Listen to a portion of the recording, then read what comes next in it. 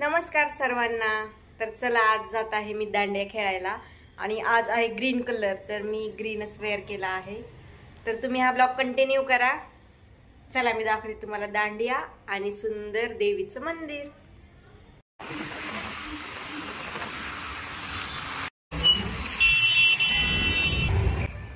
तर मी आले होते इथे दांड्या खेळायला आणि हा एरिया तुम्हाला माहिती असेल तर नक्की सांगा। आणि आज खूपच जास्त पाऊस होता, त्यामुळे सगळा ग्राउंडला चिखल झाला होता आणि त्यामुळे लोक पण जरा कमी आले होते दांड्या खेळायला।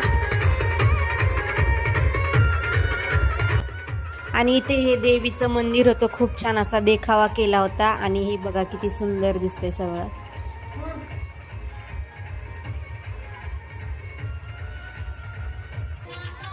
आणि आज दांड्या खेळण्यासाठी राऊंड नव्हता, त्यामुळे आम्ही असं गोल राऊंड करून गरबाच खेळत होतो।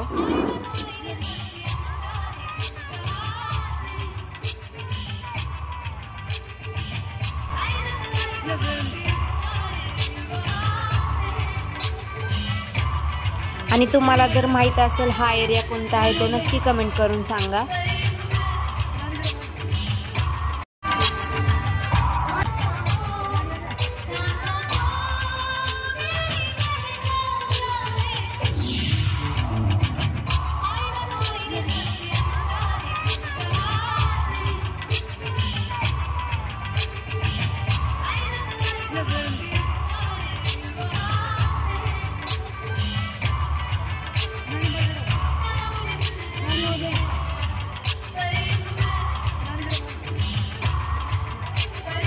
आणि दांडियामध्ये सगळ्यात जास्त वाजणारं गाणं तर हेच आहे।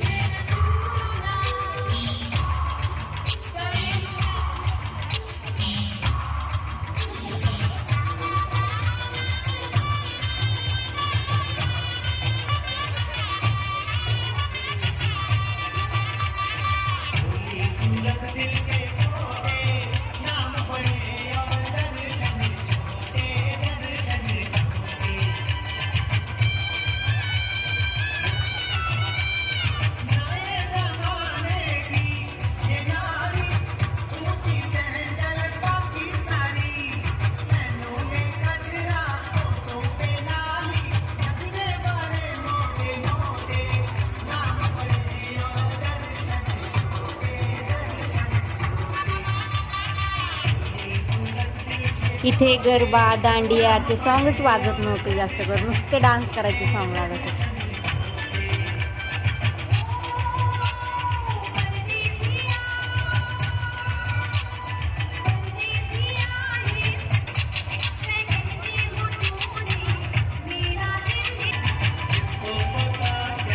आणि इथे गरबा खेळताना हे शूटिंग करत होते आणि हे जरा जास्तच मला झूम करत होते। मला वाटलं कोण आहेत काय माहिती, ओळखीचे असल्यासारखेच करत होते। मी तर ओळखत पण नव्हते यांना कोण होते ते।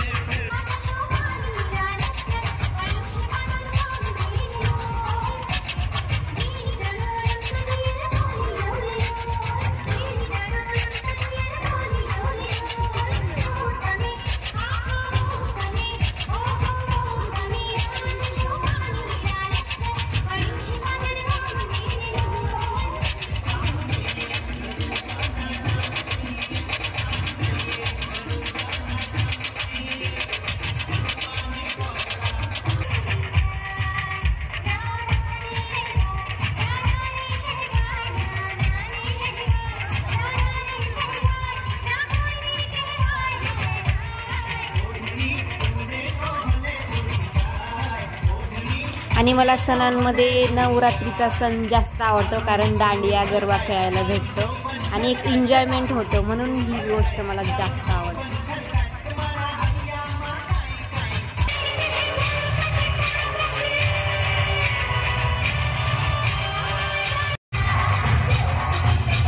आणि इथे गरबा कमी आणि सगळं डान्स करायचेच सॉन्ग लागत होते, मग आम्ही नुसतं डान्सच करत होतो। गरबा तर काही सुचतच नव्हता आम्हाला करायला।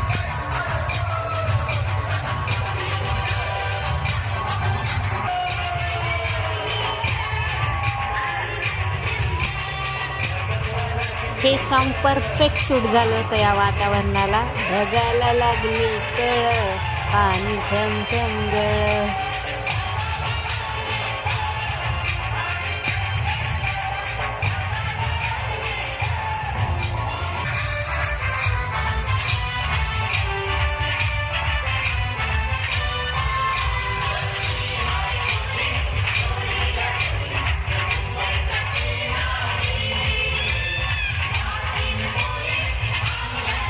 आणि माझे ब्लॉग आवडले असतील तर नक्की कमेंट करून सांगा तुम्ही कोणत्या ठिकाणाहून माझे ब्लॉग बघता. आणि आज पावसामुळे दांड्या जरा लवकरच संपल्या होत्या, तर तुम्ही इथे बघू शकता या पावसामुळे माझे कपडे किती घाण झाले होते. पूर्ण चिखल झाला होता शूजला, ड्रेसला, तर खूप बेकार घाण झाले होते पाय, शूज माझे सगळे. तर मग त्यानंतर थोडीशी गर्दी कमी झाल्यावर आम्ही मंदिरामध्ये गेलो देवीचे दर्शन घ्यायला. तर हे सुंदर असं लाइटिंग वगैरे खूप छान वाटत होतं सगळं वातावरण.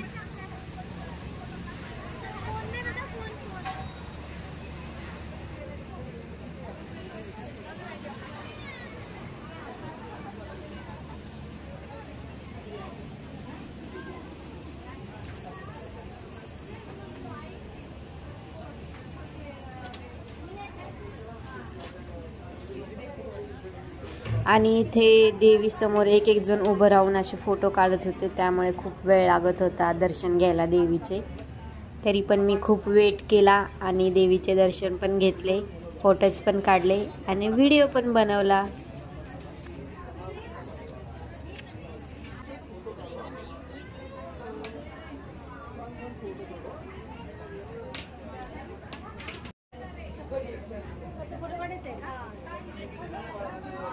नंतर मग थोडेसे फोटोज वगैरे काढले आणि मम्मीचे पण फोटो काढले मी, कारण ती माझ्यासोबत आली होती. त्यानंतर आम्ही निघालो घरी जायला. आम्हाला घरी जायला 10:30 वाजले होते आणि ग्राउंड एकदम खाली झालं होतं, कोणच नव्हतं इकडे. आणि आम्ही निघालो घरी जायला. आत्ता वाजलेले आहेत रात्रीचे 10:30 आणि बघा आज जरा पावसामुळे सगळा गोंधळच झाला, तरी पण मी दांड्या गरबा खेळून झाला. आणि आज एवढे कपडे घाण झालेत माझे, बाप रे. आणि आता आम्ही निघाले घरी. आज जरा लवकरच दांड्या संपल्या पावसामुळे. माझा ड्रेस खूप जास्त भरला, मम्मीने मला वन साइड बसवले. त्यानंतर आम्ही इथं फळं घ्यायला थांबलो होतो, कारण मम्मीचे 9 दिवसाचे उपास चालू होते, त्यामुळे मग फळं वगैरे घ्यायचे होते आम्हाला. आणि काय असले कसले द्राक्ष, न्यूझीलंड द्राक्ष. आता बघूया, ते बोलले लय भारी आहेत, पण मला थोडे वेगळेच लागले. त्यामध्ये असे बी पण होते. आणि त्यानंतर त्यांनी मला असा एवढा ॲपल फ्रीमध्ये दिला होता खायला, तर मी मस्त ॲपल खात होते. आणि त्यानंतर मम्मीने ॲपल, केळी असे सगळे फळं घेतले होते.